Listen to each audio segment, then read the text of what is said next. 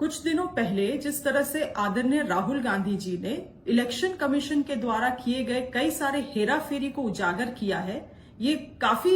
चौंकाने वाली विषय है। आपने देखा होगा कि जिस तरह से ये सबूत के साथ साबित हुआ है कि इलेक्शन कमीशन ने कई सारे मरे हुए लोगों को सूची में जोड़ दिया है,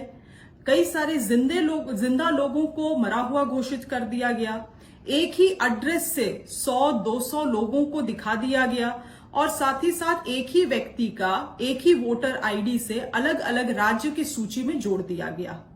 ये सभी चीजें काफी चौंकाने वाली है और कई सारे सवाल खड़ा कर रही है देश में।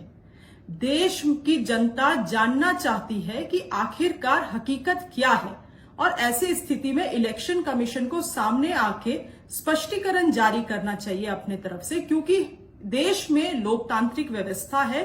और लोकतांत्रिक व्यवस्था में हर एक वोटर को एक वोट का अधिकार है और उसी से लोकतांत्रिक व्यवस्था का स्थापना होती है।